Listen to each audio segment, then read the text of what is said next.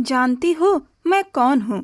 मैं अंडरवर्ल्ड का डॉन हूँ। आज तक पुलिस मेरे बारे में पूरा सच जान ही नहीं पाई। उनके लिए मैं बस एक कातिल हूँ, एक अपराधी हूँ। मेरी असली कहानी उन्हें पता ही नहीं। यह कहकर वो जोर जोर से हंसने लगा, ताली बजाने लगा। मेरे पैरों तले जमीन खिसक गई। मैं सोच भी नहीं पा रही थी कि मैं कितनी बड़ी मुश्किल में फंस चुकी हूँ। वो मेरे सामने हंसता रहा और बोला, वेरी इंटरेस्टिंग मिस कसक। मैं बहुत समय से कोशिश कर रहा था कि कोई बेवकूफ सी डॉक्टर मेरे जाल में फंसे और मैं यहाँ से निकल जाऊं, लेकिन कोई मिल ही नहीं रही थी। डॉक्टर पुनीत बड़ा चालाक था, लेकिन तुमसे गलती हो गई। तुम्हें साइकोलॉजिस्ट की डिग्री किसने दी? सामने वाले का दिमाग पढ़ना तुम्हें आता ही नहीं। जानती हो, मुझे वहाँ कभी शीशे के गिलास में कुछ नहीं दिया जाता था। चाय भी स्टील के कप में मिलती थी, क्योंकि डॉक्टर पुनीत जानता था कि अगर कांच हाथ लग गया तो मैं रस्सी काट लूंगा। खाना भी कभी कांच की प्लेट में नहीं दिया गया, लेकिन तुमने ध्यान नहीं दिया। नर्स को लगा पानी तुम पियोगी, इसीलिए उसने शीशे का गिलास दे दिया। मुझे प्यास लगी ही नहीं थी, मैंने जानबूझकर गिलास मांगा था। तुमने नर्स से कहा और वही मेरी सबसे बड़ी चाल बन गई। तुमने मुझे पानी दिया, गिलास पास में रखा और चली गई। मैंने वही गिलास तोड़ा और कांच से अपनी रस्सी काट ली। फिर तुम्हें अपने साथ इसलिए लाया क्योंकि मुझे देश से बाहर भागना है और इसमें तुम मेरी मदद करोगी। उसकी बातों ने मेरी सांसें रोक दी थीं। वो बहुत शातिर इंसान था, लेकिन अब मेरे साथ क्या होगा, इस ख्याल ने मेरी हालत खराब कर दी थी। वीर, मेरे हाथ खोलो। मेरी आंखों से आंसू बहने लगे थे। मैं चीखते हुए बोली थी। उसने जेब से पिस्तौल निकाली और बोला, मुंह बंद रखो, नहीं तो गोली चलाने में ज्यादा वक्त नहीं लगेगा। मैं डर के मारे चुप हो गई। मेरे बाल चेहरे पर बिखरे हुए थे, पंखे की हवा से बार बार आंखों पर आ रहे थे। वीर ने पिस्तौल की नोक से मेरे बाल पीछे किए और मेरे चेहरे को गौर से देखने लगा। फिर अचानक खड़ा हो गया, जेब से फोन निकाला और बोला, हाँ,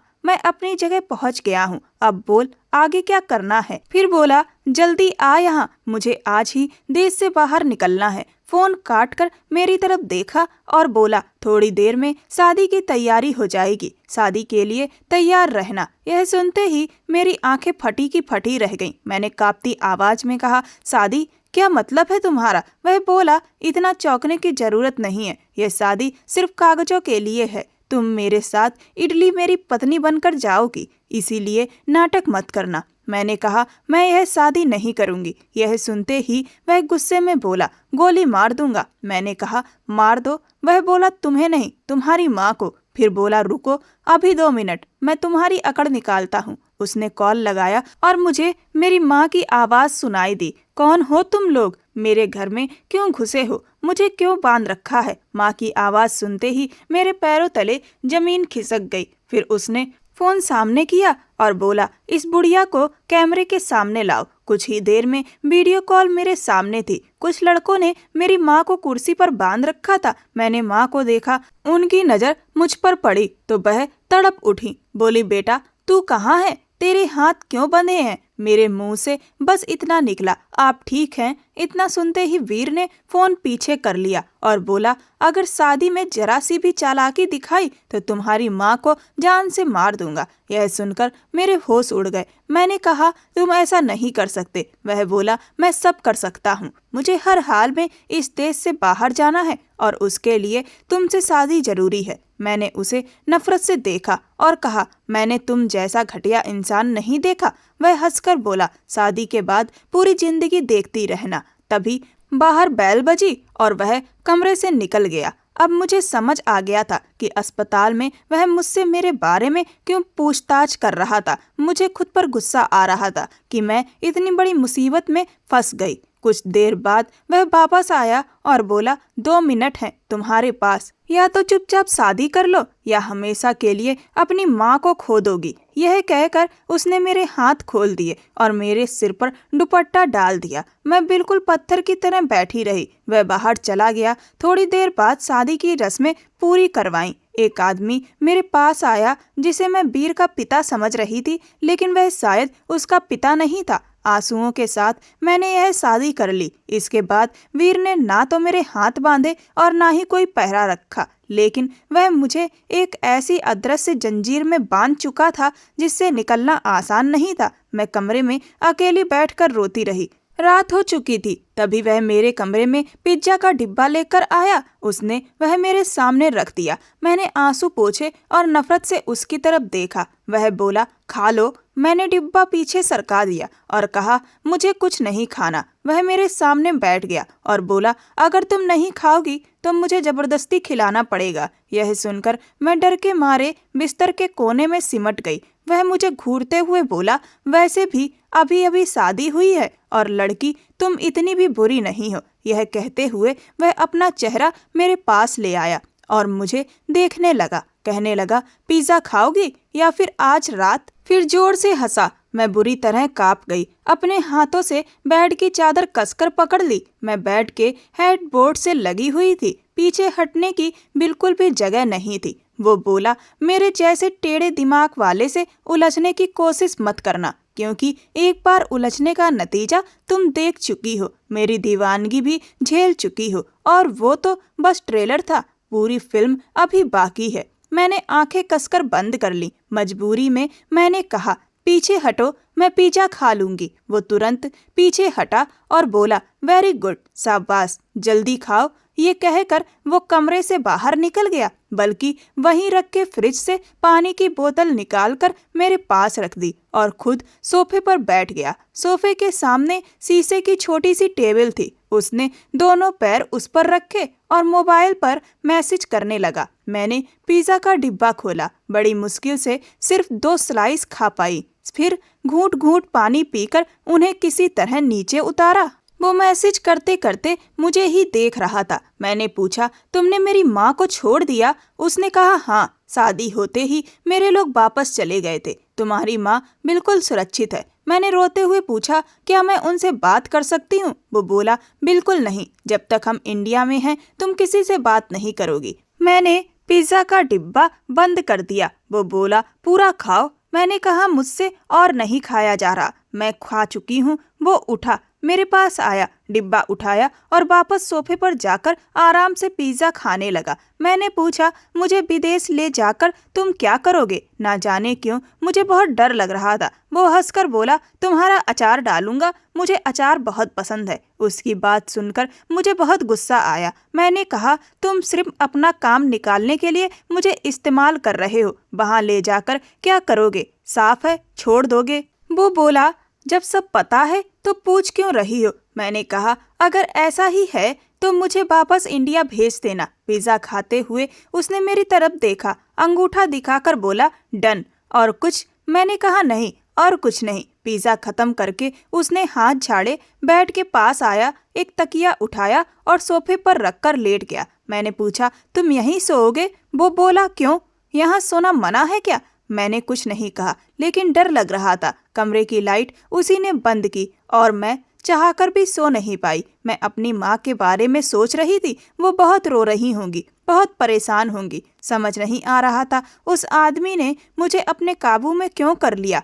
काश मैंने डॉक्टर पुनीत की बात मान ली होती और इस इंसान पर दया ना की होती। मुझे अपने किए पर बहुत पछतावा हो रहा था। पता नहीं कब आंख लग गई। सुबह उठी तो कमरा खाली था, लेकिन साइड टेबल पर एक ट्रे रखी थी। ट्रे ढकी हुई थी। खोलकर देखा तो उसमें कॉफी और 2 ब्रेड स्लाइस थे। मैंने देखा कि कमरे का दरवाजा बंद था। मैं तुरंत उठी और दरवाजा खोलने की कोशिश की, लेकिन लॉक देखकर फिर से बेड पर बैठ गई। मैंने कैसे सोच लिया कि वो इतना सीधा होगा कि दरवाजा खुला छोड़ देगा, जो मुझे इतनी चालाकी से यहाँ ले आया था। नाश्ता करने के बाद मैं खिड़की से बाहर देखने लगी। इलाका बहुत सूना और अजीब सा था। दूर दूर तक कहीं कहीं घर दिखाई दे रहे थे। समझ नहीं आ रहा था कि वो मुझे कहाँ ले आया है। माँ की चिंता अंदर ही अंदर खाए जा रही थी। मुझे उसके साथ कहीं नहीं जाना था।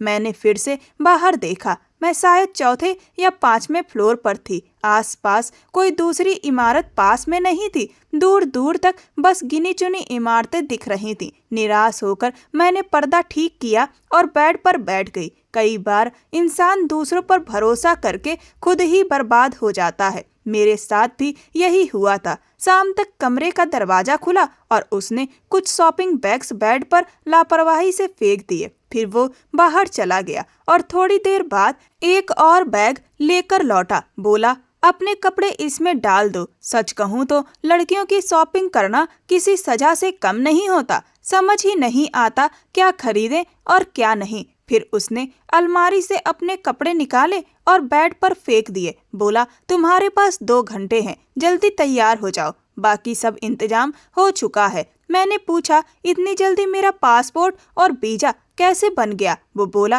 पैसे से सब हो जाता है, ज्यादा सवाल मत पूछो। मेरे पास तुम्हारे बेकार सवालों का जवाब देने का टाइम नहीं है। मैंने वही कपड़े बैग में रखे जो वो मेरे लिए लाया था। फिर उसके कपड़े भी पैक करने लगी। वो उस वक्त खिड़की के पास खड़ा सिगरेट पी रहा था। मैं पूरी पैकिंग कर चुकी थी। 2 घंटे बाद उसने मेरी आंखों पर पट्टी बांधी और मुझे अपने साथ बाहर ले गया। 1 से 1.5 घंटे का रास्ता मैंने आंखों पर पट्टी बांधे ही तय किया था। एयरपोर्ट से थोड़ी दूरी पर उसने मेरी पट्टी खोली और सख्त लहजे में बोला, जरा सी भी चालाकी की तो जिंदा नहीं बचोगी। मैंने भी साफ कह दिया, तुम बस अपनी बात याद रखना, इटली पहुंचते ही तुम मुझे वापस इंडिया भेज दोगे। उसने लापरवाही से कहा, हाँ हाँ याद है। उसके बाद मैंने कुछ नहीं कहा। पूरे सफर में मैं चुप रही। जैसे ही इटली की जमीन पर कदम रखा, सामने गाड़ी खड़ी थी। एक गोरा सा आदमी आया,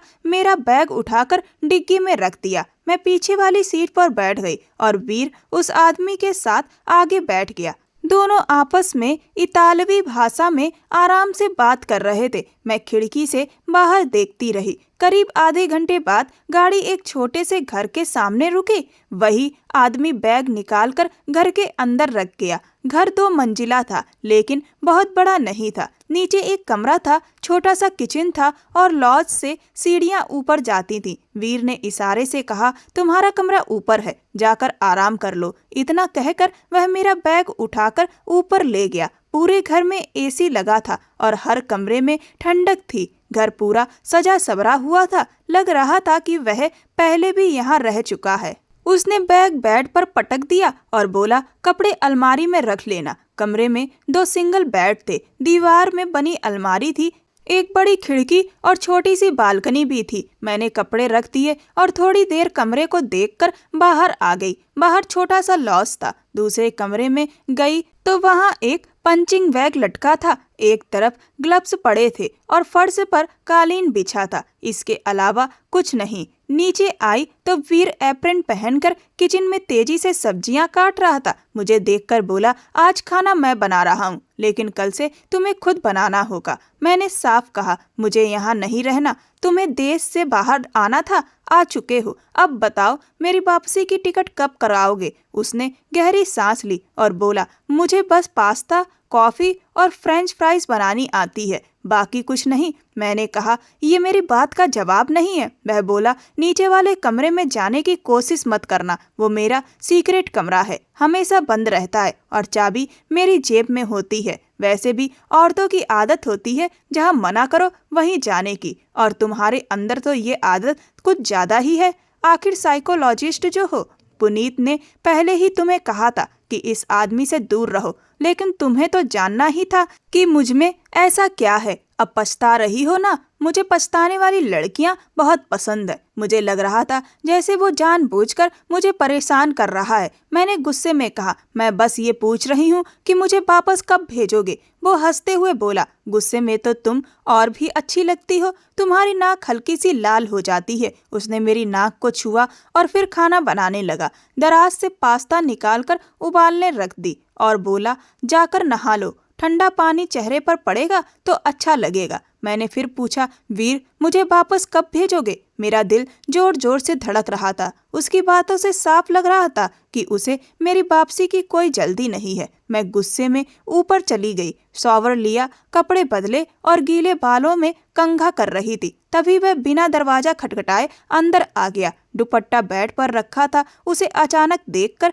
मुझे बहुत गुस्सा आया। मैंने जल्दी से दुपट्टा उठाकर गले में डाल लिया और बालों का जूड़ा बनाने लगी। वह कुछ देर मुझे देखता रहा, फिर बोला, खाना तैयार है, नीचे आ जाओ, और दरवाजा बंद कर गया। मैंने खुद को दुपट्टे से अच्छे से ढका और नीचे आई। पास्ता सच में अच्छा बना था और मुझे भूख भी लगी थी। वह खाते हुए बार बार मुझे देख रहा था। बोला, फ्रिज में सब है और किचन में आटा, दाल, चावल सब रखा है। मैंने चुपचाप सुना और पूछा, मुझे कितने दिन यहाँ रखोगे? उसने फिर भी जवाब नहीं दिया, बस बोला, रात को मैं देर से आऊँगा, मेरा इंतजार मत करना, खाना खाकर सो जाना। मुझे समझ नहीं आ रहा था कि वो मुझे क्यों तंग कर रहा है। फिर उसने जेब से मोबाइल निकाला, एक नंबर मिलाया और मेरे हाथ में दे दिया। बोला, अपनी माँ से बात कर लो। खुद आराम से खाना खाने लगा। थोड़ी देर में मेरी माँ ने वीडियो कॉल उठा ली। माँ को देखते ही मेरे आंसू निकल आए।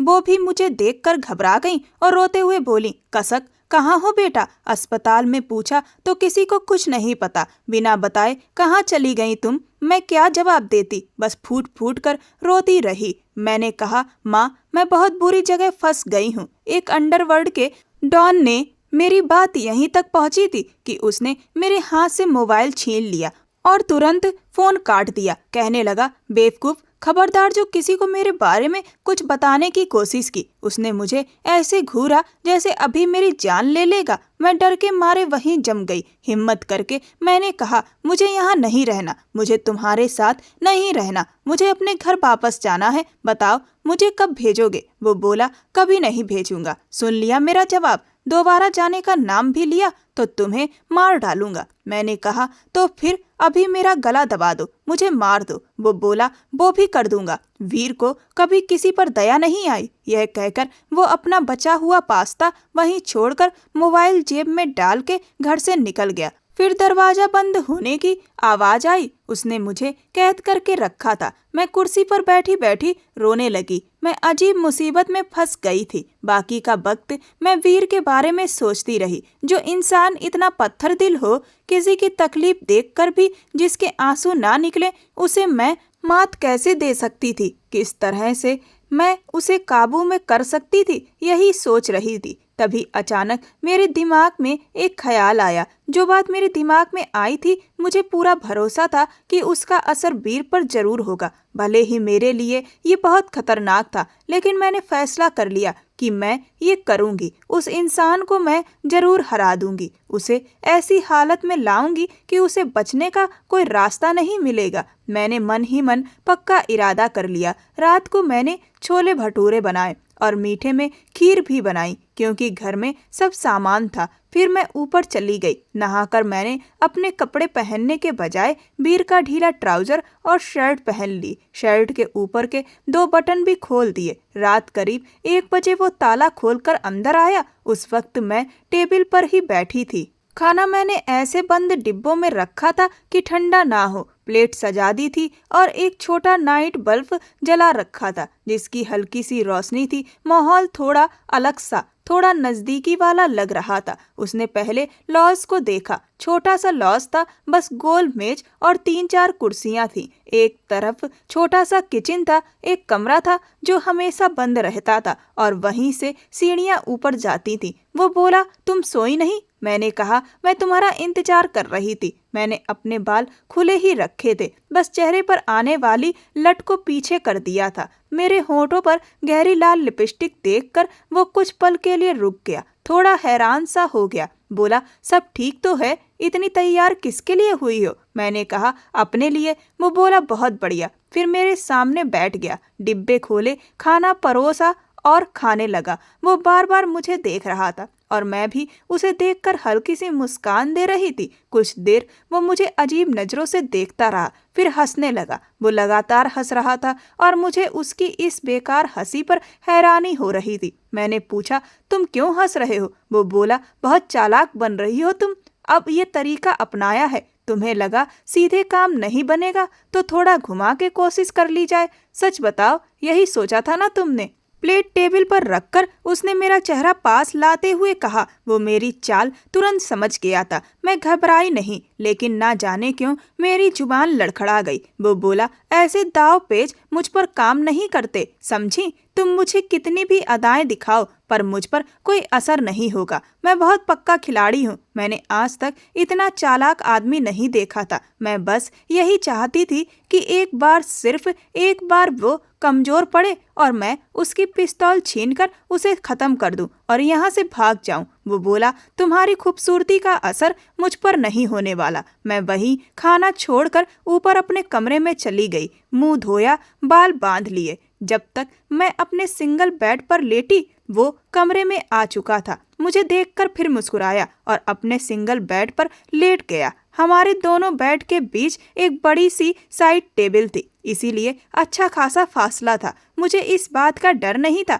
कि वो मेरे पास आएगा। मैं करवट लेकर लेट गई। रात में मुझे वीर की आवाज़ सुनाई दी, जैसे वो किसी से फ़ोन पर बात कर रहा हो। वो कह रहा था कि मैं जानता हूँ वो लोग मुझे पागलों की तरह ढूंढ रहे हैं, लेकिन वो मुझे कभी नहीं पकड़ पाएंगे। ढूंढते ढूंढते थक जाएंगे। मेरी आंख खुल गई। फिर वो बोला, यहाँ का क्या हाल है? बहुत दिन हो गए, कोई बड़ा काम नहीं किया। जब उसने देखा कि मैं जाग गई हूँ तो फ़ोन पर बोला, मुझे पैसों की बहुत ज़रूरत है। अब शादीशुदा हो गया हूँ, बीवी की जिम्मेदारी भी तो निभानी है। ये कहते हुए वो आंखों ही आंखों में मुझे देख रहा था। उसके मुंह से ये सब सुनकर मेरे माथे पर सिकन आ गई। मैं उठकर खड़ी हो गई। वॉशरूम से हाथ मुंह धोकर जब बाहर आई तो वो अपने बेड पर टेक लगाकर बैठा था। बोला, जान, अगर परेशानी ना हो तो एक कप कॉफ़ी बना दो। बोला, रात में तुम बहुत जच रही थी, लेकिन जैसे ही कमरे में आया तो देखा तुम मुंह धोकर लेट गई थी। थोड़ा सा तो मेरा इंतजार करना चाहिए था। मैंने उसकी बात का कोई जवाब नहीं दिया और चुपचाप कमरे से बाहर आ गई। नीचे आकर नाश्ता बनाने लगी। तब तक वो भी नीचे आ चुका था। नाश्ता करने के बाद उसने जेब से चाबी निकाली और नीचे वाले उसी कमरे का ताला खोलने लगा। मेरी नजरें अपने आप उसी कमरे की तरफ उठ गईं कि आखिर उसमें है क्या। लेकिन इससे पहले कि वो दरवाजे का हैंडल घुमाता, वो अचानक पलटकर मेरी तरफ देखने लगा। मैं सिंक में बर्तन धो रही थी। जैसे ही हमारी नजरें टकराईं, मैं थोड़ा घबरा गई। वो बोला, मुझे पता था तुम्हारी नजरें इसी दरवाजे पर होंगी। चलो, अच्छी बच्ची की तरह मुंह उधर घुमाओ और अपने काम पर ध्यान दो। जब तक मैंने सिंक की तरफ मुंह नहीं किया, उसने दरवाजा नहीं खोला। फिर दरवाजा बंद होने की आवाज आई। मुझे समझ नहीं आ रहा था उस कमरे में ऐसा क्या है जिसे वो मुझसे छुपा रहा है। इतना तो मैं जान चुकी थी कि वो अच्छा इंसान नहीं है, गलत काम करता है, लेकिन ऐसा कौन सा राज था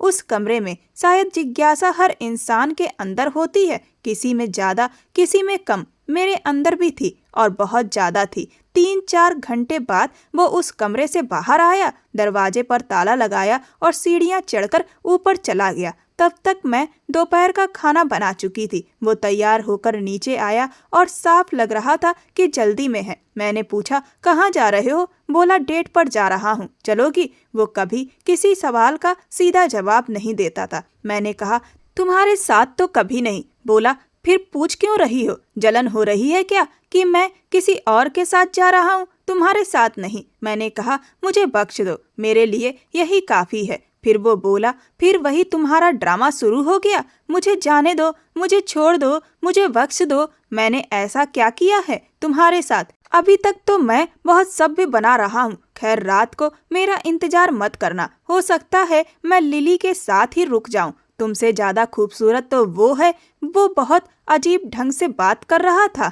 मैंने ये भी नहीं पूछा कि लिली कौन है। आगे कुछ और उल्टा सीधा सुनना पड़ता। वो दरवाजा बंद करके चला गया, लेकिन जब रात को वापस आया तो अपना हाथ पकड़े हुए था और पूरा हाथ खून से भरा हुआ था। उसे देखकर मेरी हालत खराब हो गई। मैंने घबराकर पूछा, ये क्या हो गया तुम्हें? बोला, बिल्ली ने काट लिया। मैंने कहा, सीधे सच क्यों नहीं बताते? बोला, गोली छूकर निकल गई है, हटो पीछे। ये कहकर वो ऊपर चला गया। मेरी तो जैसे सांस ही अटक गई। पता नहीं क्यों मैं खुद को रोक नहीं पाई और उसके पीछे ऊपर चली गई। जब तक मैं कमरे में पहुंची, जख्म बहुत गहरा था। ये देखकर मेरे हाथ कांपने लगे। मैं जल्दी से उसके पास गई और अपना दुपट्टा उसके हाथ पर बांधने लगी। वो मुझे बहुत ध्यान से देख रहा था। खुद पर भी तरस नहीं आता क्या? दूसरों पर तरस नहीं खाते तो कम से कम अपने ऊपर तो खाओ। मेरी आंखों में आंसू देखकर वो कुछ देर चुप हो गया। फिर उसने दराज की तरफ इशारा करके कहा, अंदर फर्स्ट एड का सामान रखा है। मैंने उसका हाथ छोड़ा, दराज खोली और फर्स्ट एड का बॉक्स निकालकर उसी के बेड पर बैठ गई। दुपट्टा हटाकर देखा तो साफ था कि बिना टाके लगाए जख्म नहीं भरेगा। मुझे हैरानी इस बात की हुई कि बॉक्स में टाके लगाने का सामान भी मौजूद था। इतना तो मुझे आता ही था। मैंने उसके जख्म पर टाके लगाने शुरू किए। बिना सुन्न किए टाके लगाते हुए मुझे खुद दर्द महसूस हो रहा था, लेकिन उसके मुंह से एक आवाज तक नहीं निकली। मैं बार बार पूछ रही थी कि बहुत दर्द हो रहा है क्या? वो बस नामे सिर हिला देता और मेरी तरफ देखता रहता। शायद उसका दर्द मेरे चेहरे पर दिख रहा था, क्योंकि मुझे तकलीफ हो रही थी। टाके लगाने के बाद मैंने पट्टी भी बांध दी। वो बोला, एक बात बताओ। मैंने कहा, क्या? बोला, जख्म मुझे लगा है, दर्द तुम्हारी आंखों में क्यों है? तुम्हें तो खुश होना चाहिए कि तुम्हारे दुश्मन को चोट लगी है। मैंने कहा, मैं तुम्हारी तरह पत्थर दिल नहीं हूँ। मुझे किसी को दर्द में देखकर बुरा लगता है। वो बोला, लेकिन मुझे तो ना गोली से दर्द हुआ ना टाकों से। फिर तुम्हें क्यों हो रहा है? मैंने कहा, मुझे नहीं पता। वो बोला, कहीं मुझसे प्यार तो नहीं हो गया? मैंने चिढ़कर कहा, हाँ हो गया है। इस बार वो हंसा नहीं, चुप हो गया। मैंने अलमारी से उसकी शर्ट निकालकर उसके पास रख दी और कहा, खाना तैयार है, खा लो। बोला, पहले शर्ट पहनाओ, दर्द हो रहा है। मैंने उसे घूर कर देखा और कहा, दर्द? और तुम्हें? तुम्हें तो कुछ नहीं होता। मैं फर्स्ट एड का सामान वापस रखकर बाहर जाने लगी। तभी उसने मेरी कलाई पकड़ ली। बोला, शर्ट पहना दो। उसकी आंखों में अजीब सा पागलपन था। मैं हाथ छुड़ाने लगी, लेकिन वो नहीं छूटा। मैंने कहा, छोड़ो मुझे। बोला, शर्ट पहनाओगी तो छोड़ दूंगा। मैंने कहा, वीर प्लीज, हर बार जबरदस्ती ठीक नहीं होती। वो बोला, जबरदस्ती कब की है? अभी तक तो बहुत आराम से बात कर रहा हूँ। शर्ट पहना दोगी तो कुछ नहीं कहूँगा, लेकिन मेरी बात नहीं मानोगी तो फिर कोई भरोसा नहीं। पता नहीं क्यों उसकी बातों से मुझे डर लगने लगा। मैंने कहा, ठीक है, हाथ छोड़ो। उसने मेरा हाथ छोड़ दिया। मैंने शर्ट उठाई और बहुत संभल कर उसे पहनाने लगी। बताओ, मेरी तकलीफ पर तुम्हें इतना दर्द क्यों होता है? तुम्हारी हालत क्यों खराब हो जाती है? दर्द तुम्हें क्यों महसूस होता है? वह मेरी आंखों में आंखें डालकर पूछ रहा था। मैंने कहा, मेरा दिल ही ऐसा है, किसी को भी दर्द में देखती हूँ तो मुझे भी बुरा लगता है। इसमें कोई गलतफहमी मत पालो। मेरी बात सुनकर वह बोला, मैंने सबके बारे में नहीं पूछा, सिर्फ अपने बारे में पूछा है। जब मुझे बिजली के झटके दिए जा रहे थे, मैं दर्द से चीख रहा था, लेकिन तकलीफ तुम्हारे चेहरे पर साफ दिख रही थी। नींद की ज्यादा दवा और इंजेक्शन मुझे दिए जा रहे थे, मगर बेचैनी तुम्हें हो रही थी। मैंने तुम्हें इतनी जोर से अपने गले से लगाया था कि तुम डर जाओ और मेरा पीछा छोड़ दो, मुझसे दूर रहो, लेकिन फिर भी तुम मुझसे मिलने आई और आज गोली मुझे लगी, लेकिन दर्द से तुम्हारी आंखें भर आईं। क्यों? तुम पहली लड़की हो जिसने वीर को अंदर से हिला दिया है। वजह बताओ। वह भारी और गहरी आवाज में पूछ रहा था। मेरा दिल जोर जोर से धड़क रहा था। वीर, छोड़ो मुझे। मैं घबराई हुई थी। वह बोला, जवाब सुने बिना कभी नहीं छोड़ूंगा। मैंने कहा, तुम्हें जवाब जानना ही क्यों है? तुम्हें तो वैसे भी कोई फर्क नहीं पड़ता। तुम खुद कहते हो कि तुम्हें किसी से कोई मतलब नहीं। मेरी बात सुनकर वह एक पल को संभल गया, फौरन मुझे छोड़ दिया और बोला, हाँ मुझे फर्क नहीं पड़ता। लेकिन उसकी सांसें तेज चल रही थी। इतना कहकर वह कमरे से बाहर चला गया। मुझे समझ नहीं आया कहाँ गया। मैं बाहर निकली तो पंचिंग बैग पर जोर जोर से मुक्के पड़ने की आवाज आ रही थी। मेरी हालत खराब हो गई। ये आदमी पागल है क्या? मैंने जल्दी से कमरे का दरवाजा खोला। वह अपनी शर्ट उतार कर फेंक चुका था और बिना दस्ताने पहने पूरी ताकत से पंचिंग बैग पर मुक्के मार रहा था। जख्म नया था, इसीलिए खून बह रहा था। मैंने उसका पंचिंग बैग पकड़ लिया। यह क्या कर रहे हो? पागल हो गए हो क्या? अभी मैंने टाके लगाए हैं, इससे टाके खुल सकते हैं। वह बोला, मेरे टाके खुलेंगे तो तुम्हें क्या तकलीफ है? मुझे तुम्हारी हमदर्दी नहीं चाहिए। कसक पीछे हटो, यह कहकर वह फिर से और जोर से मुक्के मारने लगा। मैंने गुस्से में चिल्लाकर कहा, आई हेट यू, तुम इंसान नहीं हो, दिमागी तौर पर बीमार हो। वह बोला, मैं जो भी हूँ, तुम्हें इतना गुस्सा क्यों आ रहा है? खून मेरा बह रहा है, रो तुम क्यों रही हो? अब यह मत कहना कि तुम्हें मुझ पर तरस आ रहा है। मुझे हमदर्दी शब्द से ही नफरत है।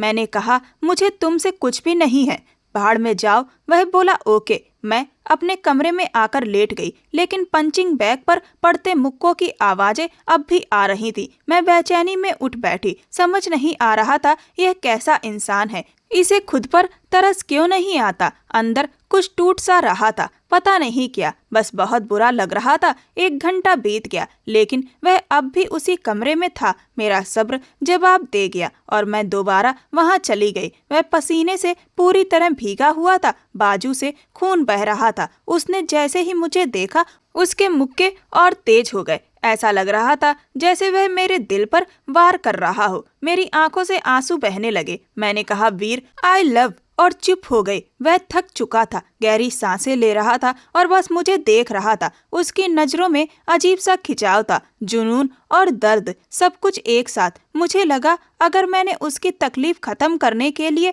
अपने दिल की बात पूरी कह दी तो कुछ गलत हो जाएगा। उसके चेहरे से पसीना टपक रहा था, मेरी आंखों से आंसू गिर रहे थे। हम दोनों का दिल तेज धड़क रहा था। मैंने आंसू पोंछे और बाहर जाने लगी। तभी वह तेज कदमों से आया और मेरा रास्ता रोककर मुझे दीवार से लगा दिया। उसकी गिरफ्त ऐसी थी कि मैं निकल ही नहीं सकती थी। I love what? अधूरी बातों से मुझे नफरत है। कसक, पूरी बात बोलो। उसकी आंखों में बढ़ता भाव मुझे डरा रहा था। मैंने कहा, आई लव कुछ नहीं, छोड़ो मुझे। वह बोला, मेरी तरफ देखो। मैं नजरें नहीं उठा पा रही थी। वह और पास आ गया। उसकी सांसें अब भी तेज थीं। I love what? जवाब दो।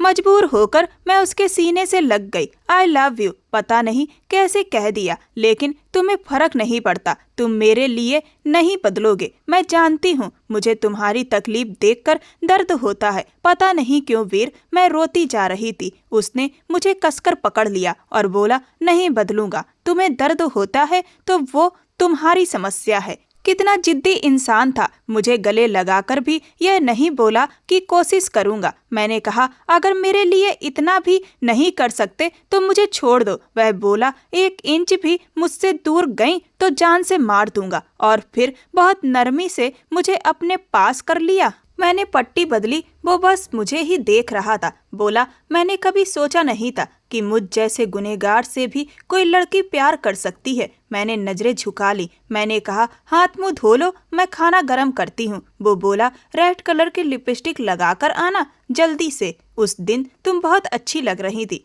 मेरा दिल जोर से धड़क उठा। मैंने फिर नजरें चुरा ली। कम ऑन कसक, जल्दी करो। मैंने कहा, मेरा मूड नहीं है। वो बोला, मेरा तो है। मैंने कहा, मेरे लिए क्या कर सकते हो? मैं चाहती थी तुम गलत रास्ता छोड़ दो। उसने साफ कहा, मैं कुछ भी नहीं छोड़ सकता। यह कहकर वो खड़ा हुआ, सामने रखी ड्रेसिंग टेबल से लाल लिपस्टिक उठाई और मेरे हाथ में थमा दी। मैंने लगा ली। तब तक वो कमरे की लाइट बंद कर चुका था। अंधेरे कमरे में उसकी धीमी आवाज गूंज रही थी और मेरा दिखावे का ऐतराज। अपने प्यार के इजहार में उसने कोई कमी नहीं छोड़ी थी। वो कहता था, तुम पहली लड़की हो जिसके आंसुओं ने वीर के दिल को हिला दिया, वरना खूबसूरत चेहरे मुझे कभी नहीं छू पाए। अगर उसके नाम से गुनहगार शब्द हटा दिया जाए तो वो दिल का बहुत अच्छा इंसान था, प्यार से भरा हुआ। मुझे लगा शायद मेरा प्यार उसे बदल देगा, मगर सुबह जब मेरी आंख खुली तो मैंने खुद को बंधन में पाया। मैंने कहा, वीर मुझे उठना है। वो बोला, लेकिन मुझे तो अभी सोना है। पता है कितने सालों बाद आज चैन की नींद सोया हूँ। मैंने कहा, हाँ, लेकिन मैं चैन से नहीं सो पाई। वो मेरी आंखों में देखने लगा और बोला, क्या मतलब? मैंने कहा, मैं एक अपराधी से प्यार कर बैठी हूँ। नींद कैसे आएगी? मेरा भविष्य क्या है? लोगों से क्या कहूँगी कि मेरा पति अंडरवर्ल्ड का डॉन है? वो बोला, ये सब बातें मेरे लिए बेकार हैं। मैं इस दुनिया में बहुत आगे निकल चुका हूँ। अब लौटने का कोई रास्ता नहीं है। मैंने कहा, मुझे छोड़ो। इस बार मेरी आवाज सख्त थी और उसने सुना ही नहीं। मैंने कहा, वीर मुझे वापस भेज दो। यह सुनते ही उसकी पकड़ और मजबूत हो गई। बोला, तुम्हें लगता है मैं तुम्हें छोड़ सकता हूँ? वो मेरी बात को मजाक में ले रहा था। मैंने कहा मैं सीरियस हूँ, या तो ये गलत दुनिया छोड़ दो या मुझे। उसने कहा दोनों नहीं छोड़ सकता, कोई और बात करो कसक प्लीज। बहुत वक्त बाद जिंदगी से प्यार हुआ है और वजह तुम हो। यह कहकर वो फिर चुप हो गया। बोला तुम्हें नहीं पता मैंने कैसी जिंदगी जी है। खुद को मजबूत बनाना आसान नहीं होता। दर्द सह सहकर इंसान दर्द का आदी बनता है। इसीलिए मैं प्यार चाहता हूँ, बस मुझसे प्यार करती रहो। वो मुझे बेबस कर चुका था। वीर का बर्ताव मेरे लिए बदल गया था। वो मेरा बहुत ख्याल रखने लगा था। अब वो दरवाजा लॉक करके नहीं जाता था। उसे पता था कि मैं अब भागने वाली नहीं हूँ। उसने मुझे अपने प्यार में बांध लिया था। छुट्टी वाले दिन मुझे घुमाने ले जाता, लेकिन जब वो रात भर घर नहीं आता था मेरी हालत खराब हो जाती थी। एक रात वो 4 बजे लौटा। जेब से एक महंगा लॉकेट निकाल कर दिया। हाथ में जेवरों से भरा बैग भी था। मैं घबरा गई। मैंने कहा ये सब तुमने ज्वेलरी शॉप से चुराया है? उसने कहा हाँ। वो बहुत थका हुआ लग रहा था। मैंने कहा तुम्हें पता है वीर, अगर पकड़े गए तो क्या होगा? मेरी आंखों से आंसू बह रहे थे। उसने कहा घबराओ मत, मुझे कुछ नहीं होगा, मैं बहुत मजबूत हूँ। मैंने कहा लेकिन मैं मर जाऊंगी, एक दिन देख लेना। मेरी बात सुनकर वो बेचैन हो गया। पहली बार मैंने उसके चेहरे पर डर देखा। बोला कसक आज कह दिया, आगे मत कहना, मैं तुम्हें कुछ नहीं होने दूंगा। यह कहकर उसने मुझे गले लगा लिया। मैंने कहा हटो, झूठा प्यार मत दिखाओ। वो बोला पागल लड़की, एक तुम ही हो जिससे मेरा सच्चा रिश्ता है। मैं तुमसे प्यार करता हूँ। तुम मेरे लिए क्या बन चुकी हो तुम्हें अंदाजा नहीं है। मैंने कहा झूठ बोलते हो, अगर सच में प्यार होता तो मेरी खातिर सब छोड़ चुके होते। तुम्हें पता है जब तुम रात भर नहीं आते तो यहाँ हर पल मुझ पर कितना भारी गुजरता है, कितने ख्याल मुझे डराते हैं। वीर मैं हर पल मरती हूँ, हर पल तुम्हारी सलामती चाहती हूँ। उस दिन मेरा सब्र टूट गया था। मैं फूट फूट कर रो पड़ी।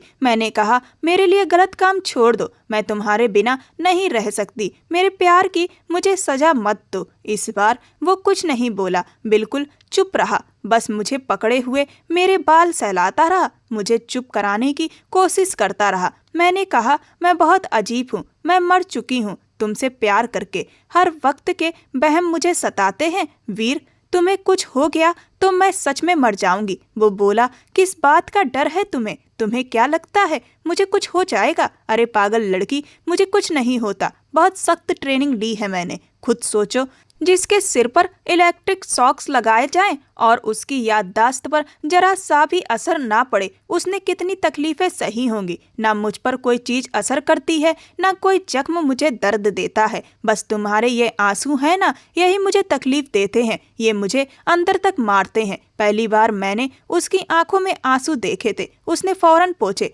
और मुझे अपने गले से लगा लिया। बोला तुम दिल में रहने लगी हो। मैंने कहा तो फिर मेरी बात मान लो। वो पीछे हटा और बोला तुम्हें क्या लगता है यहाँ से निकलना आसान है? अपराध की दुनिया अंधेरी खाई जैसी होती है। एक बार गिर जाओ तो गिरते ही चले जाते हो, वापस आने का रास्ता नजर नहीं आता। मेरे लिए वापसी आसान नहीं है। कभी कभी सोचता हूँ काश तुम मेरी जिंदगी में ना आई होती, काश जिद में तुम्हें अपने साथ ना लाया होता। पता नहीं मैं तुम्हें वहां से क्यों ले आया। मैं अकेला भी इटली आ सकता था, मुझे कोई परेशानी नहीं थी, लेकिन ना जाने क्यों तुमसे शादी करके तुम्हें अपने साथ ले आया, तुम्हें बड़ी मुसीबत में डाल दिया। अब समझ आ रहा है कि मैंने तुम्हारे साथ गलत किया। मैं जानता था मेरी जिंदगी की कोई गारंटी नहीं है, फिर भी तुमसे प्यार कर बैठा। क्यों चाहा कि तुम मुझे चाहो? शायद जिंदगी की बस यही कमी थी, प्यार। पहली बार जब तुम्हें देखा तो तुम्हारा चेहरा नहीं, तुम्हारी आंखों की नमी ने मुझे हिला दिया था। मेरे लिए किसी ने कभी आंसू नहीं बहाए थे कसक। जिसे तुम मेरा बाप समझती हो वही मुझे अनाथालय से लाया था। तब मैं 5-6 साल का रहा होऊंगा। फिर मेरी परीक्षाएं शुरू हुई। छोटी उम्र में चोरी सिखाई गई। मुझे मारा जाता इतना कि कि मैं रो पड़ता, लेकिन मारना बंद नहीं होता। इतना मारा गया कि एक वक्त आया जब थप्पड़ का असर ही नहीं होता था। 10 साल की उम्र में ये मेरी पहली ट्रेनिंग थी। 10 साल में थप्पड़ बेअसर हो गए। फिर धीरे धीरे उन्होंने और सख्ती बढ़ाई। मैं तड़पता रहता। वो आदमी कहता था, कोयला बनने के लिए जलना पड़ता है, हीरा बनने के लिए चमकना पड़ता है। आज दर्द होगा, कल आदत हो जाएगी। तुम्हें फौलाद बनाना है। मैं सब सहता चला गया। शायद तुम्हें यकीन ना हो, लेकिन 15-16 के उम्र में दर्द महसूस ही नहीं होता था। चोट लगती, दर्द नहीं होता। फिर मैं उस अपराध की दुनिया में आगे बढ़ता गया। मेरा निशाना बहुत पक्का था, आज भी है। मेरी दौड़ इतनी तेज है कि देखते देखते आंखों से ओझल हो जाऊं। मैंने हर तरह की चोरी की, लेकिन कभी पकड़ा नहीं गया। और मैंने कभी किसी की हत्या नहीं की। जिस हत्या के आरोप में मुझे पकड़ा गया था, वो मैंने नहीं की थी। वो उसी आदमी ने की थी जो खुद को मेरा बाप कहता है, क्योंकि मैंने मना कर दिया था। हाँ, कई देशों में चोरी की है। इंडिया में वांटेड लिस्ट में मेरा नाम ऊपर है। ना जाने कितने हत्या के झूठे केस मुझ पर डाले गए, लेकिन चोरी मैंने की है और फायदा उसी को हुआ। मैंने उसे करोड़पति बना दिया। कहते हैं ना, जितना मिलता है भूख उतनी बढ़ती है। उसकी भूख कभी खत्म नहीं हुई। कई देशों में पुलिस मेरी तलाश में है। मेरे खिलाफ देखते ही गोली मारने का आदेश है। ये सुनकर मेरी सांस अटक गई थी। मैंने उसके होंठों पर हाथ रख दिया। वो हल्का सा मुस्कुराया और बोला, बड़ी गलती कर दी तुमसे प्यार करके। तुम्हें बड़ी मुसीबत में डाल दिया। कितनी परेशान हो तुम। बोला, मुझे पैसों से प्यार नहीं, ना लालच है, बस प्यार की जरूरत थी। दिल चाहता था कोई मेरे लिए फिक्र करे, मेरे लिए रोए। तुम्हारी आंखों में वो सब दिखा, लेकिन मैं खुदगर्ज निकल पड़ा। इसीलिए तुम्हें खोना नहीं चाहता था और अपने साथ ले आया। मैंने कहा, जब तुम मेरे लिए कुछ कर नहीं सकते तो मुझसे दूर रहो। वो बोला, अब आराम करो। मैंने कहा, मुझे नहीं आराम करना। बोला, सोच लो, एक बार चला गया तो बुलाने पर भी नहीं आऊंगा। मैंने कहा, तो मत आना, मेरा बेड अलग करो।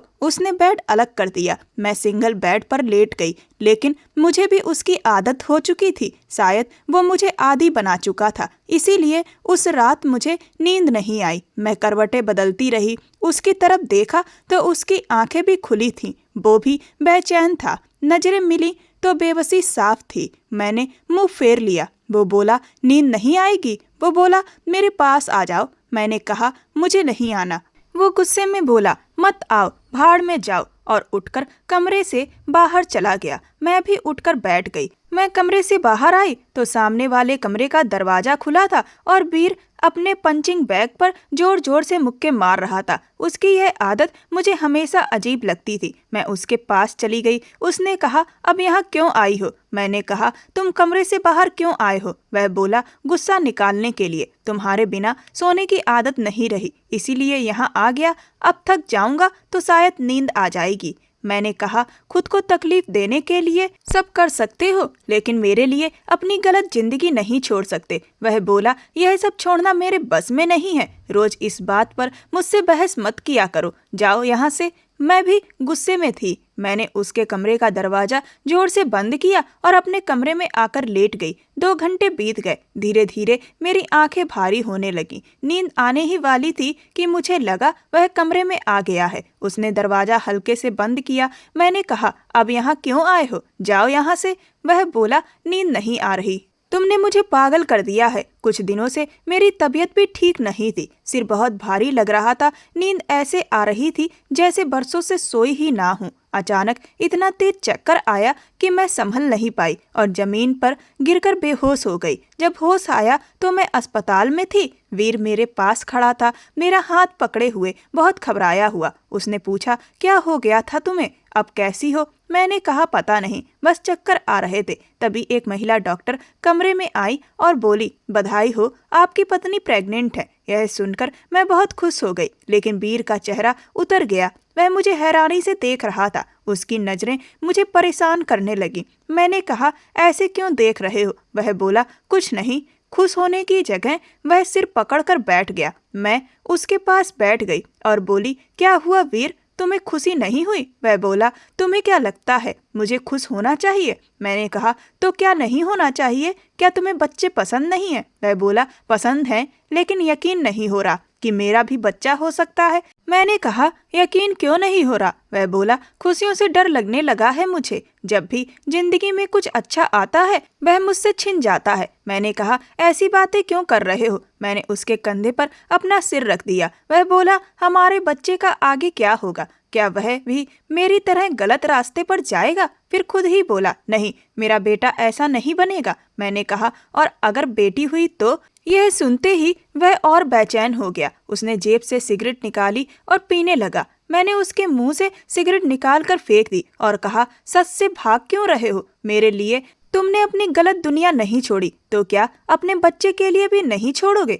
वह बोला, मैं तुम्हें मुश्किल में डाल चुका हूँ, लेकिन अपने बच्चे को नहीं डाल सकता। मैंने कहा, तो फिर हम यही सब ठीक करते हैं, तुम पुलिस के सामने खुद को सौंप दो। उसने हैरानी से मेरी तरफ देखा और बोला, तुम्हें क्या लगता है पुलिस मुझे छोड़ देगी? मैंने कहा, जब तुम खुद अपनी गलती मान लोगे तो कानून भी इंसानियत दिखाएगा। जब तक तुम्हारी सजा चलेगी मैं तुम्हारा इंतजार करूंगी। वह बोला, मेरे पुराने साथियों ने मना किया है, पुलिस मुझे हर जगह ढूंढ रही है। अगर उन्हें इस घर का भी शक हो गया तो सब खत्म हो जाएगा। मैंने कहा, मैं बात करूंगी, मेरे जानने वाले लोग हैं, डॉक्टर भी, वकील भी, कोई ना कोई रास्ता निकल आएगा, सब ठीक हो जाएगा। वह बोला, तुम्हें सच में लगता है कि सब ठीक हो सकता है? मैंने कहा, मैं कोशिश करूंगी कि तुम्हें कम से कम सजा मिले। जब तुम बाहर आओगे तो मैं तुम्हारे लिए कोई काम ढूंढ लूंगी जिससे तुम ईमानदारी से कमा सको।